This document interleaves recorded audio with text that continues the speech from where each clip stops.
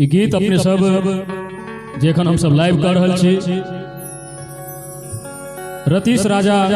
YouTube channel के माध्यम से अपने सभी गीत सुनब और हमारे म्यूजिशियन में जो सहयोग कर रहल छथि शिवम जी जे मिथिलांचलक मशहूर तबला प्लेयर संगे संगे बैंजो पर गणेश देवा जी और पैड पर हमर विद्रे भैया और संगे संगे सहयोग में हमर रतीश भाई और सुनाबी एक विवाह का अनमोल प्रस्तुति जे दुल्हा और दुल्हन के जे अनमोल वर्णन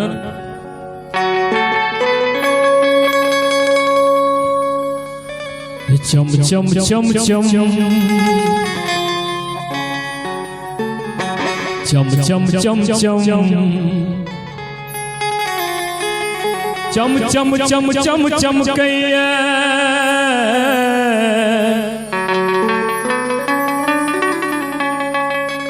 चम चम चम चम चम के दुल्हनिया के बिंदिया आ देखियो केना होय छे आ देख के उड़ गेलैया दूल्हा राजा के निदिया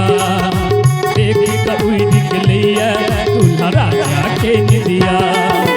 चम चम चम चम चम के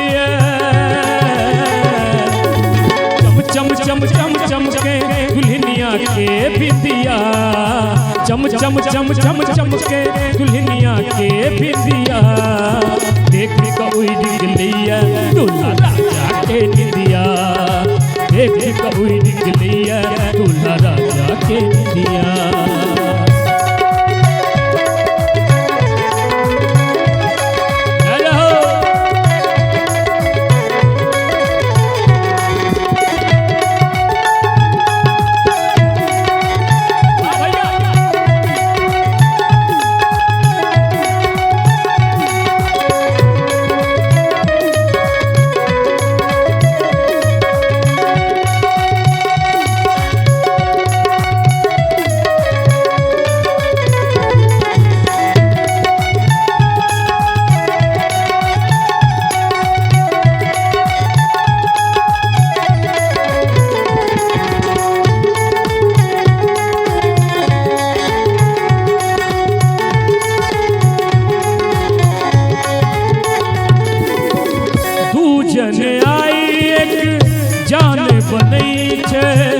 मन में लाखों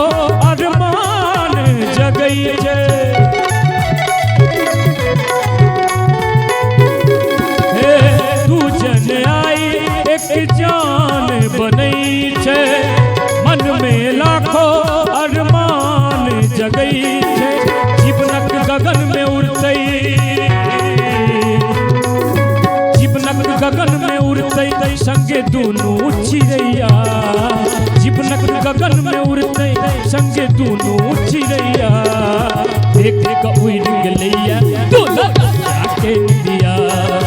देख के उड़ गेलैया दूल्हा राजा के निदिया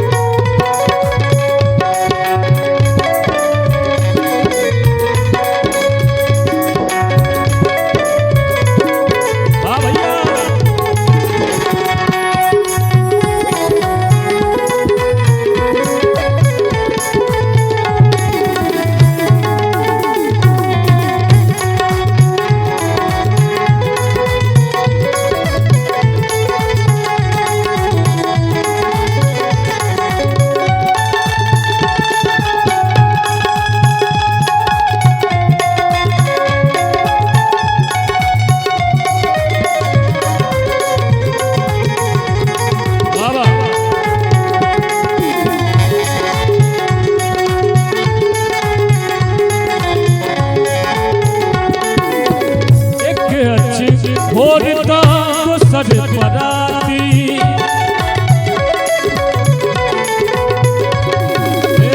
करते इजोत जना दिया बाती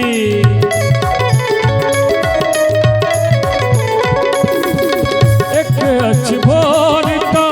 तो सर पराती करते इजोत जना दिया बाती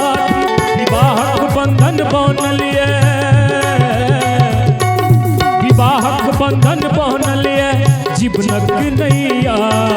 विवाहक बंधन बनल जीवनक नैया देख कौड़ गेलिया दूल्हा राजा के निदिया देख कौड़ गेलिया दूल्हा राजा के निदिया चम चम चम चम चमकैया चम चम चम चम चमके दुल्हनिया के बिंदिया चम चम चम चम चमके दुल्हनिया के बिंदिया देख कौड़ गेलिया दूल्हा राजा के निदिया देख कौड़ गेलिया दूल्हा राजा के निदिया देख कौड़ गेलिया दूल्हा राजा के निदिया देख कौड़ गेलिया दूल्हा राजा के निदिया देख कौड़ गेलिया दूल्हा